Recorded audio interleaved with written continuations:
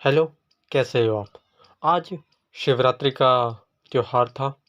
मैं सुबह जल्दी ही उठ गया था क्योंकि शिव जी के दर्शन के लिए जाना था। मम्मी किचन में खाना बना रही थी, तो पापा सोफे पर लेटकर अखबार पढ़ रहे थे। आज मेरा सोमवार का व्रत था और ऊपर से महाशिवरात्रि भी थी। हमारे हिंदू रीति रिवाजों में ना ये व्रत को बहुत माना जाता है। कहते हैं व्रत रखने से लंबी उम्र होती है और अच्छे संस्कार आते हैं। तो आज कुछ 11 बजे मैं नहा धोकर शिव जी के मंदिर गया। वहाँ देखा कि लोग प्रसाद लिए शिव जी के दर्शन करने आ रहे हैं। उनकी श्रद्धा सच्ची थी भगवान शिव जी के लिए। वे सब अपने लालच की पोटली लेकर आते और भगवान शिव जी के चरणों में रख देते, उनसे मन्नतें मांगते। मैंने भी यही किया। मैं भी 10 रुपए का प्रसाद लेके गया और मंदिर में जाकर हाथ जोड़कर उनके सामने खड़ा हो गया और मैंने भी मन्नतें मांगना शुरू किया कि भगवान मुझे ये मिल जाए, मुझे ये मिल जाए। मैं बस मन्नत मांग ही रहा था कि मेरे पास एक सुंदर सी लड़की आकर खड़ी हो गई और वो भी अपने प्रसाद को चढ़ाकर वो भी कुछ मन्नतें मांगने लगी। मैंने जब पलट कर देखा तो वो लड़की मुझसे पहले मन्नत मांगकर चली गई थी।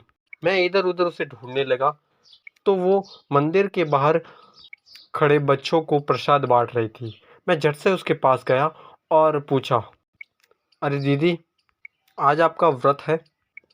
तो उन्होंने पहले मेरे सामने प्रसाद दी और थोड़ी मुस्कुराई और कहा, हाँ, मेरा आज व्रत है। उन्होंने कहा कि लड़कियां तो अक्सर व्रत रखती ही है महाशिवरात्रि पर। तो मैंने कहा कि चलो आज मेरा भी व्रत है, तो मुझे आप बताओ कि व्रत में क्या क्या खाते हैं और क्या क्या नहीं खाते। तो उस लड़की ने मुस्कुराते हुए कहा कि अगर तुझे खाना ही है तो व्रत व्रत किस बात का। मैंने कहा ये भी सही है, पर इसमें मैंने फ्रूट वगैरह लोगों को खाते हुए देखा है, तो मैंने आपको पूछ लिया। मैंने कहा, तो उस लड़की ने कहा कि श्रद्धा अपने मन से आनी चाहिए। अगर आपको खाना ही है तो आप व्रत मत रखिए।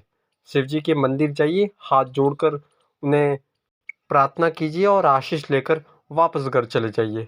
ये व्रत के ढोंग से कुछ होने वाला नहीं है। अगर आप कुछ खा रहे हो तो व्रत का मतलब है कि पानी तक भी नहीं पीना। मैंने कहा ठीक है दीदी, समझ गया। और ऐसा कहकर वह लड़की आगे बढ़ गई और आगे लोगों को प्रसाद बांटने लगी। मैं मन ही मन सोच रहा था कि इस लड़की ने मुझे इतनी बात तो सिखा दी कि जो चीज़ आप सच्चे मन से दिल से कर रहे हैं उसे दिल से कीजिए, उसमें कोई भी चूक मत आने दीजिए। अगर आप किसी लक्ष्य के लिए जिद रखते हैं तो उसके लिए पूरी जिद रखिए, उसमें कोई कमी ना आने दें। बाकी आप सबको महाशिवरात्रि की हार्दिक शुभकामनाएं। आप अपने जीवन में खूब आगे बढ़े और अपने लक्ष्य को निर्धारित करें और उस